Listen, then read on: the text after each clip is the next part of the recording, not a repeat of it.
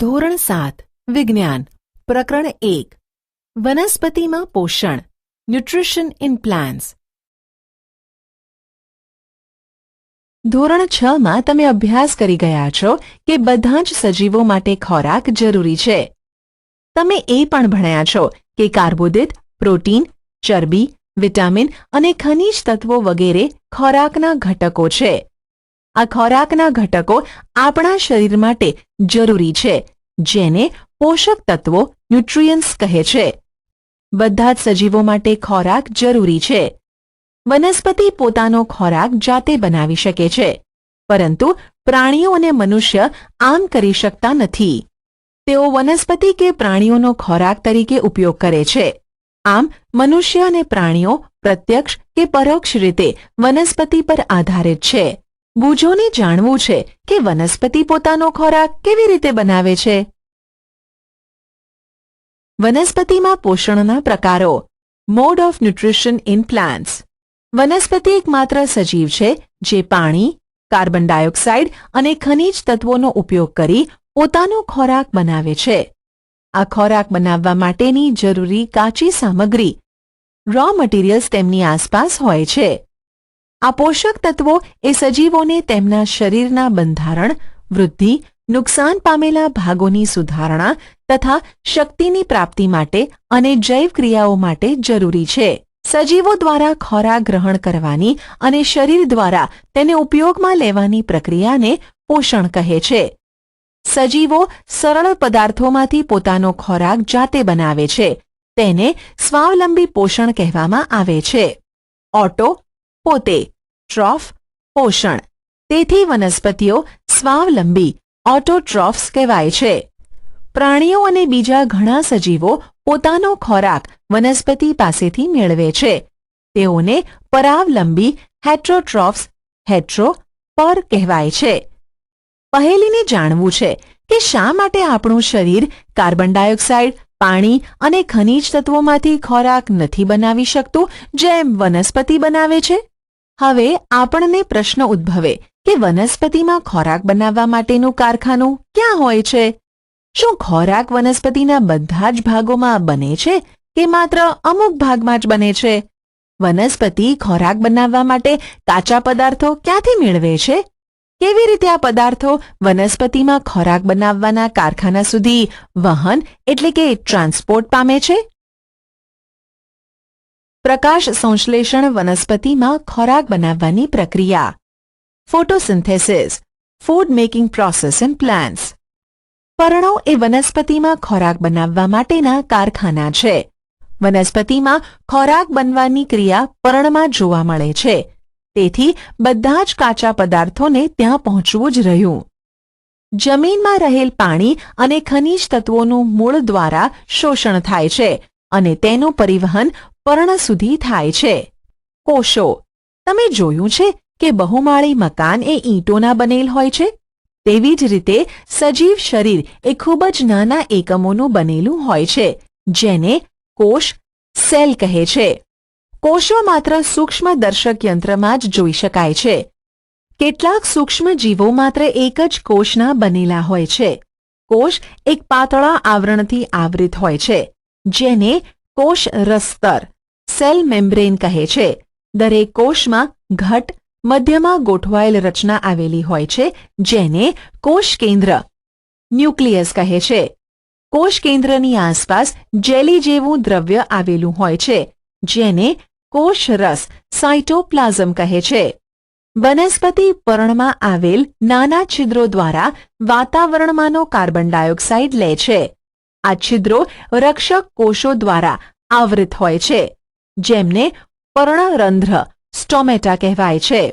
બુજોને જાણવું છે કે મૂળ પાણી અને ખનિજ તત્વોનું શોષણ કરીને પર્ણ સુધી કેવી રીતે પહોંચાડે છે.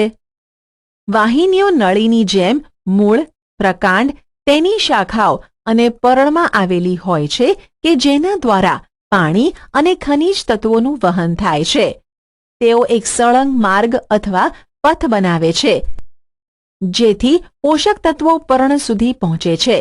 તમે પ્રકરણ 11માં વનસ્પતિમાં પદાર્થોના વહન વિશે વધુ અભ્યાસ કરશો.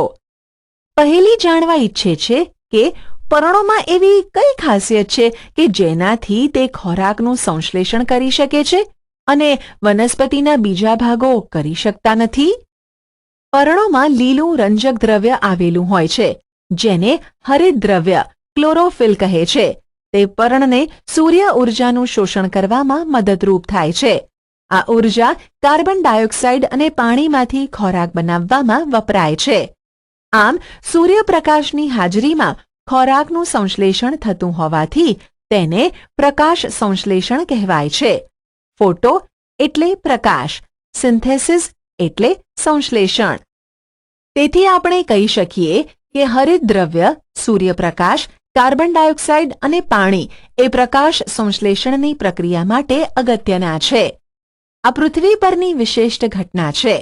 સૂર્ય ઊર્જા એ પર્ણ દ્વારા શોષિત થાય છે અને વનસ્પતિમાં ખોરાક સ્વરૂપે સંગ્રહ પામે છે.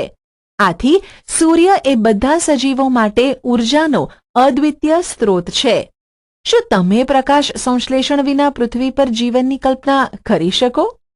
પ્રકાશ સંશ્લેષણ વિના કોઈ પણ ખોરાક બની શકે નહીં. લગભગ બધા જ સજીવોનું અસ્તિત્વ એ પરોક્ષ કે પ્રત્યક્ષ રીતે વનસ્પતિ દ્વારા બનાવાયેલ ખોરાક પર જ આધારિત છે.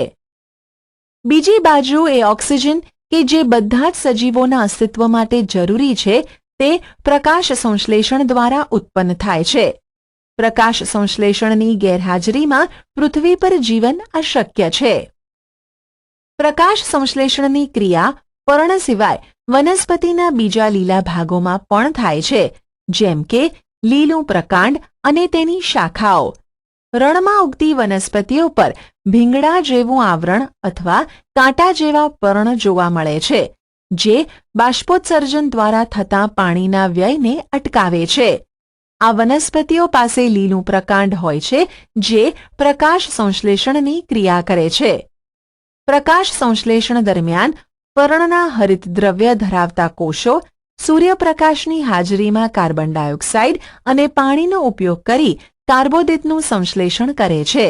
આ પ્રક્રિયા સમીકરણ દ્વારા નીચે મુજબ દર્શાવી શકાય છે.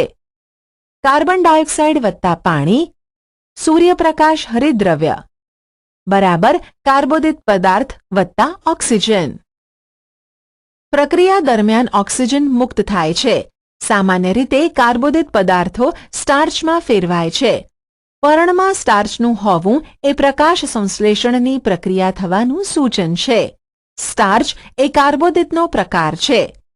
બુજોએ લાલ, જાંબલી અને કથ્થાઈ રંગના પર્ણ ધરાવતી વનસ્પતિ જોઈ. તેને જાણવું છે કે આ પર્ણો પણ પ્રકાશ સંશ્લેષણ કરે છે. પ્રવૃત્તિ 1.1 બે એકસરખા છોડ લો. એક છોડને અંધકારમાં અથવા કાળા ખોખામાં 72 કલાક માટે રાખો અને બીજા છોડને સૂર્યપ્રકાશમાં રાખો. જેમ ધોરણ 6 માં પ્રવૃત્તિ કરેલ એવી જ રીતે બંને છોડનો આયોડીન દ્વારા પરીક્ષણ કરો. તમારું પરિણામ નોંધો. હવે જે છોડને અંધકારમાં રાખેલ હતો તેને 3-4 દિવસ માટે સૂર્યપ્રકાશમાં મૂકો અને ફરીથી તેના પર્ણોનું આયોડીન દ્વારા પરીક્ષણ કરો. તમારી નોટબુકમાં અવલોકનની નોંધ કરો. પર્ણમાં જે ભાગ લીલો નથી તે પણ હરિતદ્રવ્ય ધરાવે છે. લાલ, કથ્થાઈ અને બીજા રંજક દ્રવ્યો લીલા રંગને ઢાંકી દે છે. આ પર્ણોમાં પણ પ્રકાશ સંશ્લેષણ જોવા મળે છે. તમે અવારનવાર તળાવ કે સ્થિર પાણીમાં ચીકણા અને લીલા ધબ્બાને જોતા હશો. સામાન્ય રીતે વૃદ્ધિ પામતા આ સજીવને લીલ એટલે કે એલ્ગે કહે છે. શું તમે અનુમાન બાંધી શકો છો કે શા માટે લીલ લીલા રંગની જોવા મળે છે? તેઓ હરિતદ્રવ્ય ધરાવે છે જે તેમને લીલો રંગ આપે છે. લીલ પણ પ્રકાશ સંશ્લેષણની ક્રિયા દ્વારા પોતાનો ખોરાક બનાવે છે. કાર્બોદિત પદાર્થો સિવાય વનસ્પતિ ખોરાકનું સંશ્લેષણ. Synthesis of plant food other than carbohydrates. તમે શીખ્યા કે વનસ્પતિ પ્રકાશ સંશ્લેષણની ક્રિયા દ્વારા કાર્બોદિત પદાર્થોનું સંશ્લેષણ કરે છે. કાર્બોદિત પદાર્થો કાર્બન, હાઇડ્રોજન અને ઓક્સિજનના બનેલા હોય છે. જેનો ઉપયોગ બીજા ઘટકો જેવા કે પ્રોટીન અને ચરબીના સંશ્લેષણ માટે થાય છે. પરંતુ પ્રોટીન એ નાઇટ્રોજનયુક્ત પદાર્થ છે, તો વનસ્પતિને નાઇટ્રોજન ક્યાંથી મળે છે? યાદ કરો, હવામાં પુષ્કળ પ્રમાણમાં નાઇટ્રોજન વાયુ સ્વરૂપે રહેલો છે, પરંતુ વનસ્પતિ નાઇટ્રોજનનું તેના સ્વરૂપમાં શોષણ કરી શકતી નથી. જમીન કેટલાક બેક્ટેરિયા ધરાવે છે જે વાયુરૂપ નાઇટ્રોજનને વાપરી શકાય તેવા સ્વરૂપમાં ફેરવે છે અને જમીનમાં મુક્ત કરે છે. આ દ્રાવ્ય સ્વરૂપ નાઇટ્રોજન પાણી સાથે વનસ્પતિ દ્વારા શોષાય છે. તમે એ પણ જોયું હશે કે ખેડૂતો નાઇટ્રોજનથી ભરપૂર ખાતરો જમીનમાં ભેળવે છે. આવી રીતે વનસ્પતિ તેની નાઇટ્રોજન અને અન્ય ઘટકોની જરૂરિયાત પૂરી કરે છે. આમ વનસ્પતિ કાર્બોદિત સિવાયના અન્ય ઘટકો જેવા કે પ્રોટીન અને ચરબીનું સંશ્લેષણ કરી શકે છે. વનસ્પતિમાં પોષણના અન્ય પ્રકારો. Other modes of nutrition in plants. કેટલીક વનસ્પતિઓ એવી પણ છે કે જે હરિતદ્રવ્ય ધરાવતી નથી. તેઓ પોતાનો ખોરાક જાતે બનાવી શકતી નથી. તેઓ કેવી રીતે જીવી શકે છે અને તેઓ ક્યાંથી પોષણ મેળવે છે? તેઓ મનુષ્ય અને અન્ય પ્રાણીઓની જેમ બીજી વનસ્પતિઓ દ્વારા બનાવાયેલ ખોરાક પર નભે છે. તેઓ પરાવલંબી પોષણ ધરાવે છે. આકૃતિ 1.5 જુઓ. શું તમને વનસ્પતિના પ્રકાંડ અને ડાળી પર પીળા રંગની વીંટળાયેલી દોરી જેવી રચના જોવા મળે છે? આ અમરવેલ કસકટા છે. તે હરિતદ્રવ્ય ધરાવતી નથી. તે જે વૃક્ષ પર જોવા મળે છે તે વૃક્ષ દ્વારા બનાવેલા ખોરાકનો ઉપયોગ કરી પોષણ મેળવે છે. જે વૃક્ષ પર તે આરોહણ કરે છે તેને યજમાન હોસ્ટ કહેવાય છે. તે પોતાનું પોષણ યજમાન પાસેથી લે છે. તેથી તેને પરોપજીવી પેરાસાઇટ કહે છે.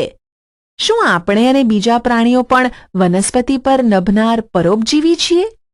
તેના પર વિચારો અને શિક્ષક સાથે ચર્ચા કરો. પહેલીને જાણવું છે કે મચ્છર, માંકડ, જૂ અને જળો જે આપણું રુધિર શોષે છે તે પણ પરોપજીવી છે. તમે એવી વનસ્પતિઓ વિશે સાંભળ્યું છે કે જે પ્રાણીઓનો ખોરાક તરીકે ઉપયોગ કરતી હોય? એવી થોડીક વનસ્પતિઓ છે કે જે કીટકોનો શિકાર કરીને તેનું પાચન કરી શકે છે. શું તે આશ્ચર્યજનક નથી?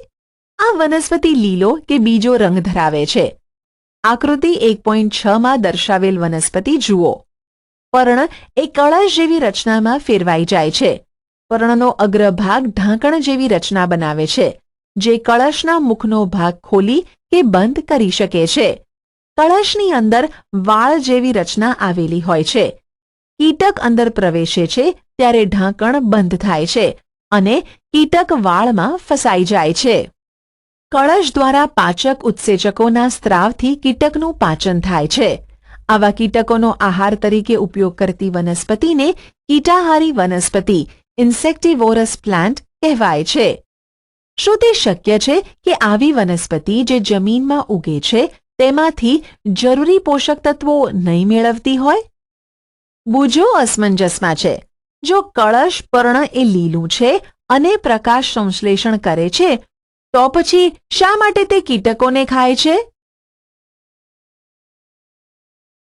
મૃતોપજીવીઓ સેપ્રોટ્રોફ્સ. તમે શાક માર્કેટમાં મશરૂમના પેકેટ વેચાતા જોયા હશે.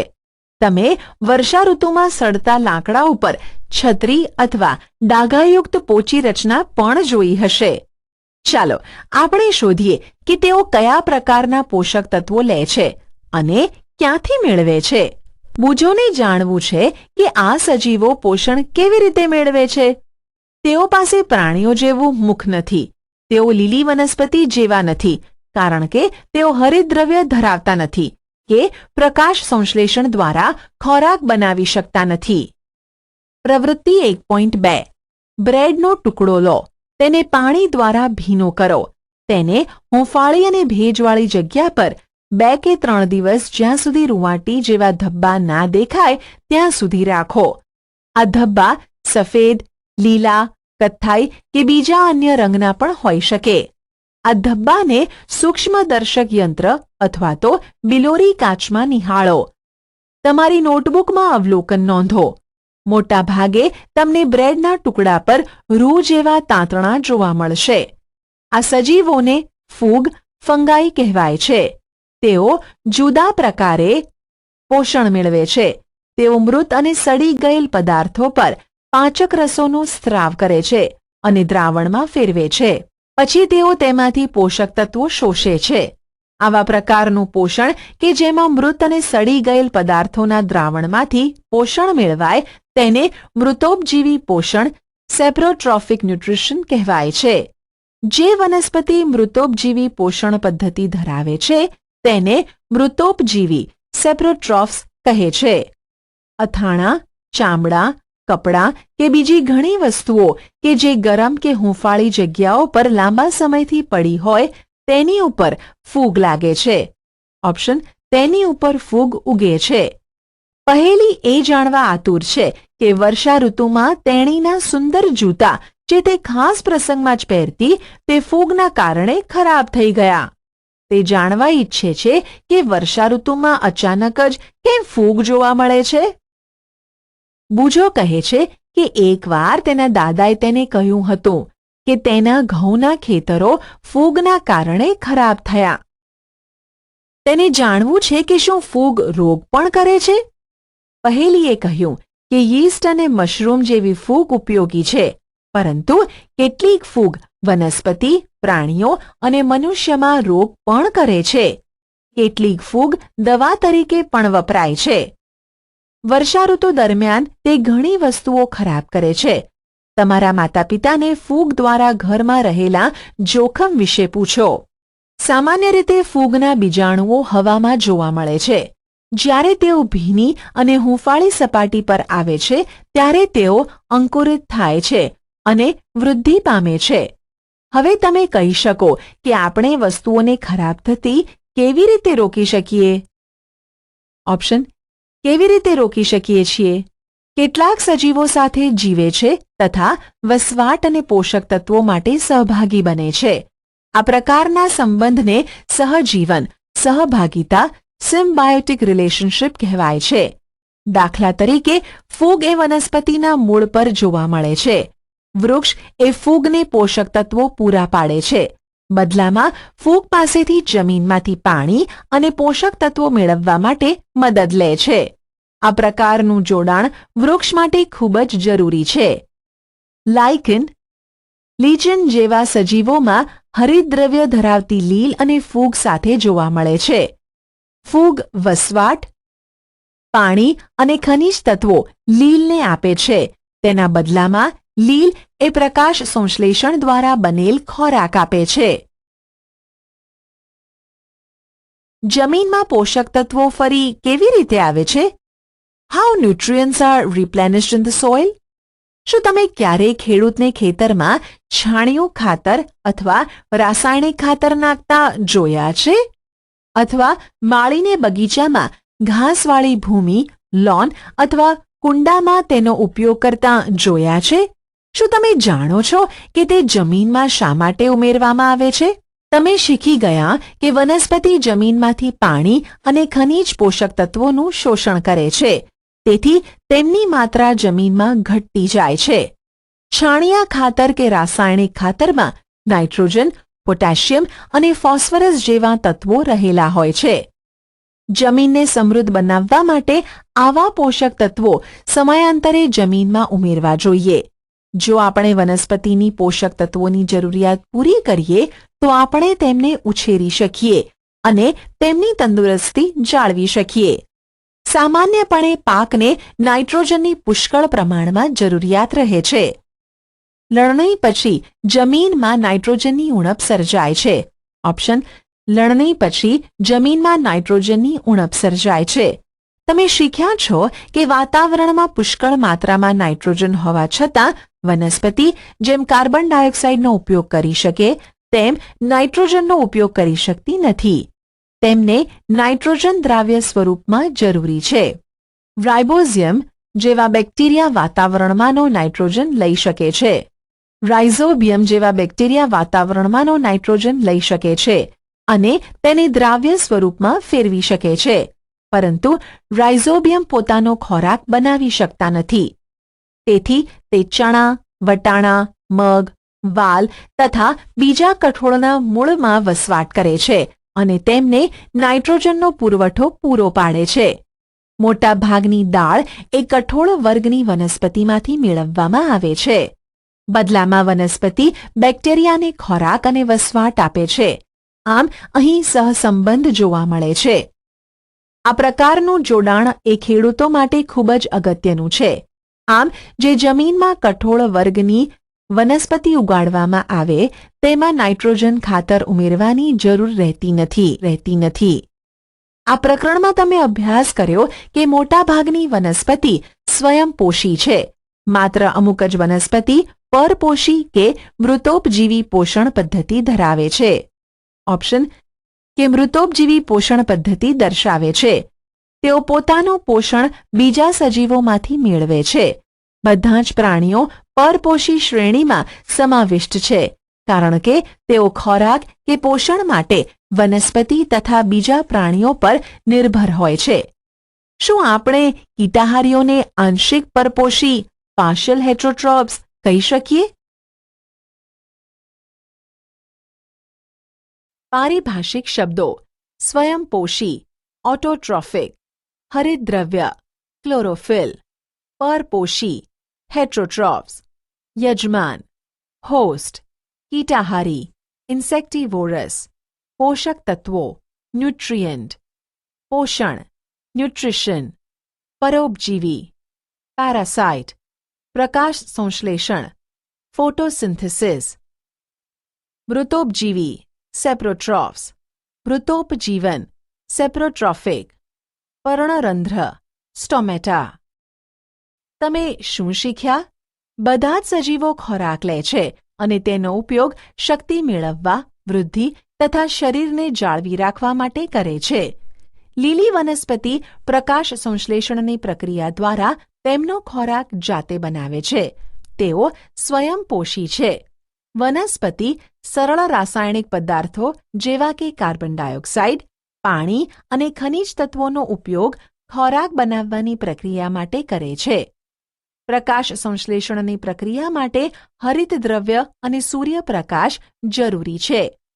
પ્રકાશ સંશ્લેષણ દ્વારા જટિલ રાસાયણિક પદાર્થો જેવા કે કાર્બોદિત ઉત્પન્ન થાય છે. હરિતદ્રવ્ય દ્વારા સૂર્ય ઊર્જા એ ખોરાકના સ્વરૂપમાં પર્ણમાં સંગ્રહાય છે. પ્રકાશ સંશ્લેષણ દરમિયાન ઓક્સિજન ઉત્પન્ન થાય છે. સજીવો તેમનું અસ્તિત્વ ટકાવી રાખવા માટે પ્રકાશ સંશ્લેષણ દ્વારા મુક્ત થયેલ ઓક્સિજનનો ઉપયોગ કરે છે. ફૂગ મૃત અને સડી ગયેલા પદાર્થોમાંથી પોષણ મેળવે છે. તેઓ મૃતોપજીવી છે. અમરવેલ જેવી વનસ્પતિ પરોપજીવી છે. તેઓ યજમાનમાંથી પોતાનો ખોરાક મેળવે છે. કેટલીક વનસ્પતિઓ અને પ્રાણીઓ પોતાના પોષણ માટે બીજા પર નભે છે. તેને પરોપજીવી કહે છે.